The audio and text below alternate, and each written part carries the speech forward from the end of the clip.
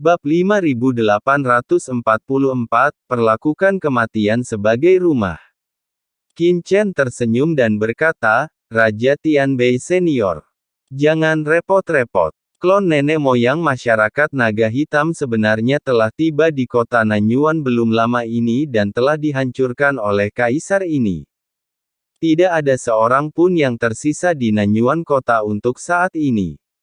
Ini masalah serius. Adapun di masa depan, jika dia berani datang ke sini lagi, saya akan membunuhnya sekali. Qin Chen tersenyum dan berbicara. Saudara Qin, kamu tidak boleh gegabah. Klon Kaisar Ilahi tidak sesederhana yang kamu pikirkan. Apa? Raja Tianbei ingin mengatakan sesuatu yang lain, tetapi tiba-tiba, dia membeku dan menatap Qin Chen dengan tatapan kosong. Apa yang baru saja kamu katakan? Klon nenek moyang masyarakat naga hitam dihancurkan olehmu. Dia memandang Qin Chen dengan tidak percaya, dan Qin Chen menatapnya sambil tersenyum. Bang bang bang. Raja Tianbei merasa jantung kaisarnya berdebar kencang, mulutnya kering, telapak tangannya berkeringat, dan dia tidak bisa menahan diri untuk tidak melihat sekeliling, mencoba untuk mendapatkan pengakuan. Tapi ekspresi bodoh orang-orang di sekitarnya membuat pupil matanya mengecil, dan rasa absurditas yang belum pernah terjadi sebelumnya langsung muncul di benaknya. Apakah itu benar? Kaisar Agung membunuh klon Kaisar Dewa. Apakah kamu tidak bermimpi? Di sisi berlawanan, Qin Chen tersenyum. Dia mengangkat tangannya, dan aura Kaisar Ilahi muncul di tangannya. Dia tersenyum dan berkata, Senior, ini adalah bagian dari asal mula Kaisar Ilahi dalam klon leluhur masyarakat naga hitam. Tidak hanya nenek moyang masyarakat naga hitam, avatar nenek moyang, dan nenek moyang kota Nanyuan, Mo Yun Gubo, yang berkolusi dengan petapa Angsiu untuk menjebak pendahulu Kaisar Mikong, dan diam-diam membunuh banyak orang tak bersalah di kota Nanyuan selama bertahun-tahun, dan saya juga telah membunuhnya. Pikiran Raja Tianbei berdengung, dan dia merasa seperti ada banyak lalat yang berkeliaran di benaknya. Menatap kosong pada nafas Kaisar Dewa di tangan Qin Chen. Jejak kekuatan gelap yang menakutkan terpancar dari aura Kaisar Dewa. Gumpalan aura Kaisar Dewa di depan matanya membuat Raja Tianbei menjadi kaku. Ada teror besar antara hidup dan mati di dalam hatinya, seolah-olah dia sedang berjalan di ambang kematian, seolah berjalan di atas es tipis. Perasaan itu jelas merupakan aura Kaisar Dewa nenek moyang masyarakat naga hitam. Ledakan. Nilai-nilai yang tertanam dalam hatinya di banyak era sebelumnya runtuh dalam sekejap. Pikiran Tao tidak stabil. Begitu Qin Chen mengangkat tangannya, nafas Kaisar Ilahi sudah terlempar ke arah Saroye. Sinar asal-usul Kaisar Ilahi ini akan dihadiahkan kepadamu.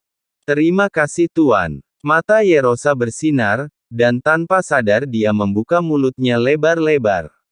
Sebuah lubang hitam yang menakutkan muncul, dan dengan keras, dia menelan gumpalan nafas Kaisar Dewa ini ke dalam perutnya. Dengan keras, tubuh Saroye mengembang dengan cepat, sisiknya hancur, dan darah muncrat, tetapi ekspresinya dipenuhi dengan ekstasi, mencoba yang terbaik untuk mengedarkan dunia di dalam tubuhnya dan menyempurnakan asal-usul Kaisar Dewa. Inilah asal mula Kaisar Dewa. Meskipun nafas Kaisar Dewa ini hanya 1/10 dari sumber Kaisar Dewa pada klon sebelumnya dari nenek moyang masyarakat naga hitam, bagi Saroye, yang baru saja menerobos ke puncak Kaisar Agung, ini adalah pastinya makanan terlezat di dunia. Melihat seluruh klan Komodo, berapa banyak anggota klan yang telah melahap asal-usul Kaisar Dewa. Saya khawatir hanya ada segelintir saja. Dia tutup mulut dan dengan panik menyempurnakan kekuatan Kaisar Dewa di dalamnya untuk memperkuat dirinya sendiri. Saroye, yang tingkat budidayanya sudah stagnan, kini auranya perlahan naik kembali. Segera setelah itu, Qin Chen melihat ke arah Sage Agung Cucong di sampingnya. Fiuh. Sage Agung Cumong berlutut di tempat dan memandang Qin Chen dengan ngeri. Tuan, lepaskan aku. Sage Agung Cucong memiliki ekspresi ketakutan di wajahnya. Saya hanyalah seorang pembunuh yang mencari nafkah dengan menjalankan misi. Kali ini saya juga menerima perintah dari markas besar Tian Wai Tian. Seseorang mengeluarkan misi untuk membunuh Anda, jadi saya datang ke kota Nanyuan. Sekarang majikanku, Sage Agung Siyu, telah jatuh. Aku, Tian Wai Tian, tidak akan pernah menyinggung perasaanmu sedikit pun lagi, dan setelah aku kembali. Kali ini, aku pasti akan memberitahu markas besar dan meminta markas besar untuk menempatkanmu di posisiku, masuk daftar putih, apapun yang terjadi. Terimalah misi untuk membunuhmu lagi. Jika kamu tidak percaya padaku, kamu bisa bertanya kepada pemilik gedung Tianwai di sini. Orang ini berasal dari kekuatan tingkat tinggi Tian Wai Tian. Dia tahu bahwa Tian Wai Tian memiliki daftar putih. Sebagai pembunuh tingkat kekacauan, selama karena dia menyumbangkan poin kontribusi yang cukup, kantor pusat pasti akan menjualnya. Orang bijak Cumon tampak ngeri, putus asa. Takut. Itulah satu-satunya pemikiran yang ada di benaknya. Tian Wai Tian terkenal di alam semesta dan memiliki reputasi yang menakutkan. Namun, Qin Chen tetap tidak segan-segan membunuh klon Kaisar Dewa Lawan meskipun ada permintaan dan ancaman dari nenek moyang masyarakat naga hitam mengancamnya, tidak berpengaruh pada Qin Chen di depannya. Hanya dengan memohon belas kasihan barulah ada secercah harapan. Pembunuh tingkat kekacauan Tian Wai Tian. Kata-kata dari Sage Agung Cucong juga membangunkan Raja Tian Bei dan banyak praktisi yang hadir. Mereka tiba-tiba menoleh dan memandang Sage Agung Cucong dengan kaget. Tian Wai Tian adalah salah satu organisasi pembunuh terbesar di Laut Semesta, dan kekuatannya menyebar ke seluruh Laut Semesta. Bahkan kekuatan tingkat kerajaan dewa seperti masyarakat naga hitam dan kerajaan Yong tidak berani bermusuhan dengan Tian Wai Tian dengan mudah. Tanpa diduga, Sage Agung Siyu benar-benar mengundang dewa pembunuh seperti itu. Jika Sage Agung di depannya benar-benar datang dari dunia luar, dia tidak akan bisa membunuhnya dengan mudah. Laut Semesta tidak akan punya tempat untuk melarikan diri. Menyelamatkanmu. Qin Chen memandang Sage Agung Cucong dengan acuh tak acuh. Matanya membuat Sage Agung Cucong gemetar karena putus asa. Engah. Qin Chen tiba-tiba mengangkat tangannya, dan energi pedang yang menakutkan dengan niat membunuh seperti kilat, melewati tepat di antara alis Sage Agung. Menusuk jiwanya dan mencekiknya di tempat. Saya. Mata Grid Sage Cumon melebar karena putus asa dan ngeri. Dia hanya punya waktu untuk mengatakan satu kata sebelum jiwanya terbang dan dia menjadi terdiam sepenuhnya. Sekarang setelah kamu menyerangku, apakah kamu masih berpikir kamu bisa pergi hidup-hidup? Mata Qin Chen acuh tak acuh, dia menoleh ke arah Saroye, dan berkata dengan tenang, Yelosa. Iya, Saroye tampak sangat gembira. Dia tidak peduli bahwa dia belum sepenuhnya memurnikan esensi Kaisar Ilahi di dalam tubuhnya. Dia membuka mulutnya dan menelan tubuh orang bijak dalam satu tegukan di bawah tatapan ngeri semua praktisi. Enak sekali. Saroye memiliki ekspresi kepuasan di wajahnya. Meskipun Sage Agung Cu hanyalah seorang kaisar puncak, tidak ada bandingannya dengan kaisar dewa setengah langkah seperti Sage Agung Siyu dan Mo Yun Gu Chuo, apalagi kaisar dewa nenek moyang bangsa hitam.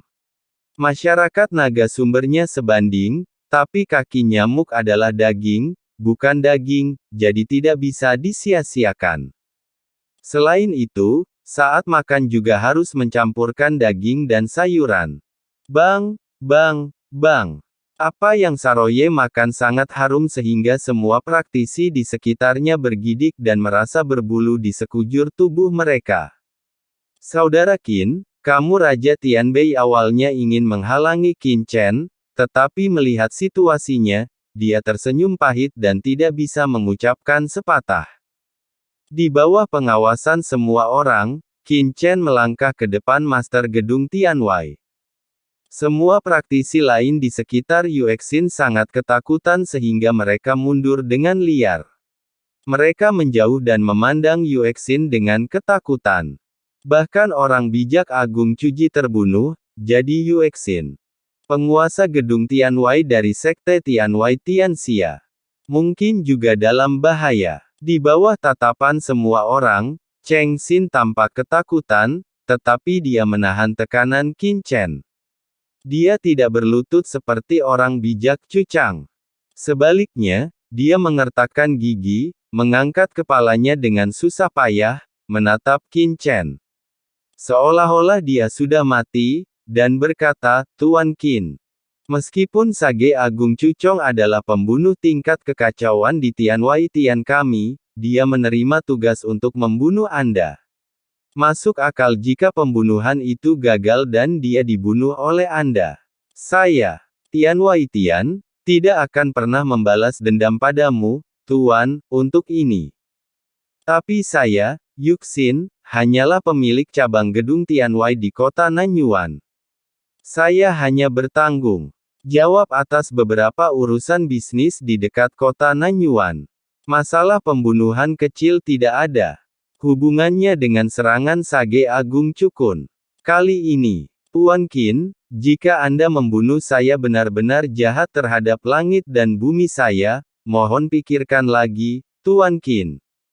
Yuxin mengangkat kepalanya, tubuhnya gemetar, dan terlihat jelas bahwa dia sangat ketakutan, tetapi matanya tegas dan dia menatap langsung ke arah Qin Chen, seolah dia bertekad untuk mati, mendesis. Praktisi lain di sekitarnya tersentak. Apakah Chen Xin ini gila? Apakah Anda tidak takut mati jika masih berani mengucapkan kata-kata keras seperti itu atas nama Tianwei Tian saat ini? Dari kematian sebelumnya dari Patriark Masyarakat Naga Hitam dan Sage Agung Chu, semua orang telah melihat bahwa Qin Chen di depan mereka pasti adalah orang yang tidak akan diancam. Benar saja, setelah mendengar ancaman Yuxin, Qin Chen tidak bisa menahan senyum dan menatap Yuxin dengan mata menyipit. Apakah kamu tidak takut aku akan membunuhmu? Takut. Tapi aku akan tetap mengatakan itu. Yuxin mengangkat kepalanya dan menatap Qin Chen dengan tegas. Saya, Tianwei Tian, telah mewarisi lautan alam semesta selama zaman yang tak terhitung jumlahnya. Tidak peduli betapa menakutkannya musuh, saya tidak pernah gentar.